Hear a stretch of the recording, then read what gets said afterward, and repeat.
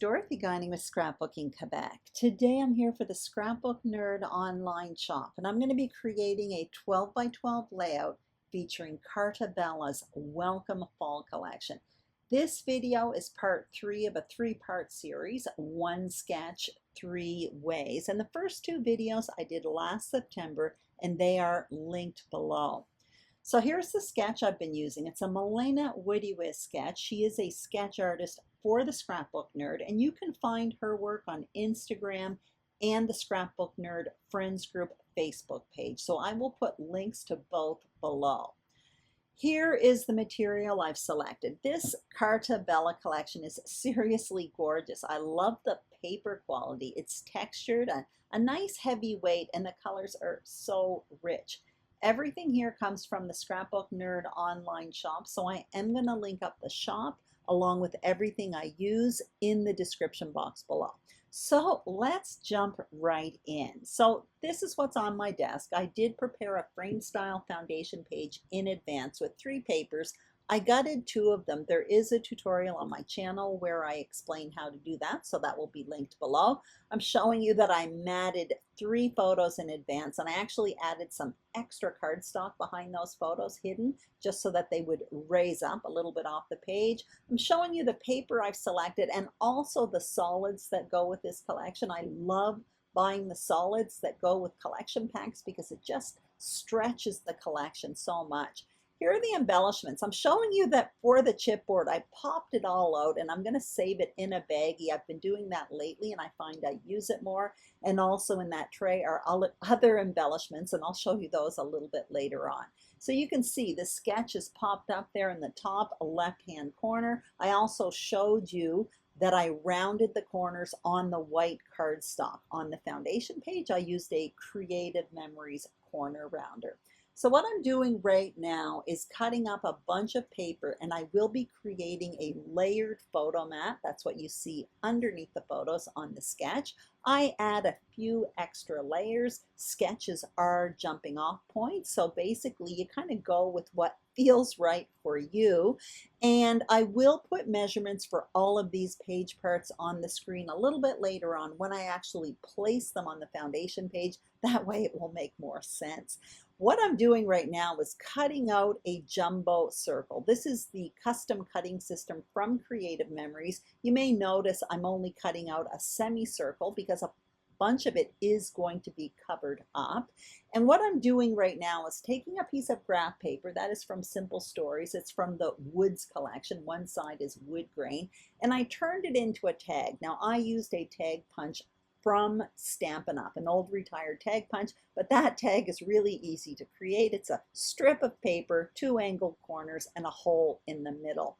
Now you can also see that I added some ink around all of my page parts, everything except for that tag, and I also didn't add ink to the photo mats as well. So now I'm placing everything on the page so you can get an idea where I'm going. You may notice that the horizontal border at the bottom has more layers than what you see on the sketch, and I'm happy with that. So what I'm going to do is adhere all of these page parts to my foundation page, but I will keep my photos separate for the time being because I want to play around with placement of my embellishments and my title and all of that kind of stuff.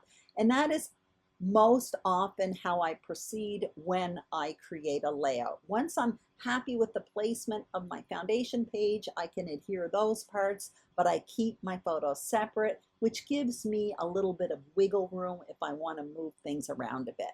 So you can see I have all of my embellishing around me here. So that sticker sheet is there with some wax paper for a bit later on.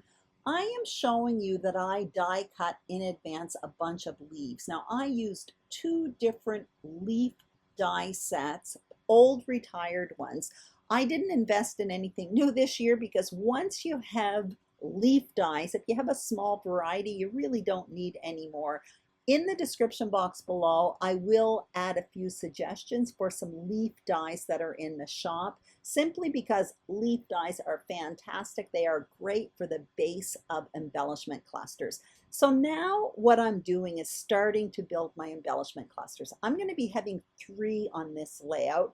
two main ones, well actually one main one medium one, and then later on I'll add a small hint to create a visual triangle. So I'm starting with the main one, which is down there by the journaling box, that tag. I added a piece of chipboard for the title, and you can see what I mean by creating the base to an embellishment cluster with a cluster of leaves. They are so fun to work with. So I just cut out these leaves and a bunch of the paper from this collection, and a lot of it is kind of tone on tone. Actually, it's very subtle, but there is a print on all of these leaves. I do find my chipboard title, Hello Fall, looks a little lost. So what I'm going to do is cut out a few circles just to put behind it so that it will stand out a bit. I did that off camera, so I have a white one to put behind the title. I like that. And I also cut it out in gold and green to put behind that because I wasn't quite sure, and I end up going with the green one. I find it definitely stands out more. Now what you see me doing is just building another cluster in the kitty corner in the top left. So I'm happy more or less with all of this. I do need to add some finishing touches. I'm going to dig into that sticker sheet later on and add some other finishing touches, but first I just want to adhere the main parts down. So I started with the photos there, and now I'm coming in with the title and the leaves, that main cluster in the bottom right.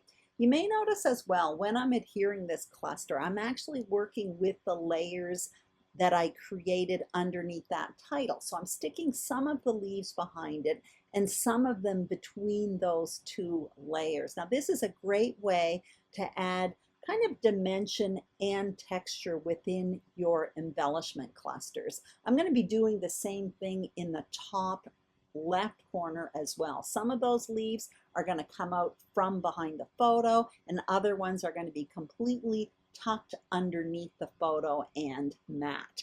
Once that's done, now it's time to do some finishing touches. So I'm going into this sticker sheet and I'm pulling out the flowers. They are absolutely gorgeous. I love autumn colors, and these colors in this Carta Bella collection are so rich and true. I absolutely love them. Anyway, I'm tucking in a few of those floral stickers in that cluster in the bottom right, and another one of them in the top left. So I'm happy with that. It just kind of builds out on the cluster a little bit more. I do feel I need something down there in the bottom left where the butt end, for lack of other words, of that tag is sticking out. So I could leave it there if I had more journaling, but I don't have tons of journaling. But before I do that, what I want to do is just add a reinforcer to that tag there over on the bottom right. So I used a hole punch and then a 1/2-inch circle punch. That gave me a little ring. I adhered that around the hole of the tag. And now I'm working on that bottom left corner that's kind of bothering me. I tucked in a few leaves there, but I decided I didn't want to do that. So now what you see me doing is getting out these little banner pieces that are on the sticker sheet, and I'm actually quite liking that. I start with 3, I addition a few different colors, and you're going to see in the end I select 2 different colors. I think I go with that burgundy there and then that plaid one that you see me working with right there. Anyway, this is basically it. I'm almost done here. I am going to add a little piece of twine to that tag there, and later on I will adhere that with a little glue dot. And now what you see me doing is coming in with some foam adhesive, and I'm just popping up the backs of some of those leaves once again to add a little bit of lift and texture within those embellishment clusters. But that is it. This is layout 3 in my 3-part series, 1 sketch 3 ways. So off camera I added my journaling, I adhered that cluster to the bottom left, those 2 little banners and 1 word sticker, but that's it. Here are the 3 layouts I created, and they look completely different even though I started with the same sketch. For the layout I created today, the one on the bottom, I followed the sketch as is, and for the other 2 I flipped the sketch upside down and I used different numbers and sizes of photos. I could have flipped the sketch again. Actually, I could have flipped it twice, switching up the look even more. There's one more thing. Material selection has a huge impact on the look of a layout. It really influences the mood and feel. So you can use the very same sketch over and over again using different material, and it's going to look different each time. That way, these layouts just are really easy to create because you already know the page design. So sometimes if you're looking for something easy to do, doing the same layout or using the same sketch is a great option. Anyway, I hope you enjoyed this video. If you did, I'd greatly appreciate a thumbs up. If you haven't subscribed to the Scrapbook Nerd YouTube channel, we would be thrilled if you did. And the same thing for my channel, Scrapbooking Quebec. Don't forget to check out the Scrapbook Nerd online shop for these fun supplies and more. Have a great day, and I will see you soon on YouTube. Bye-bye.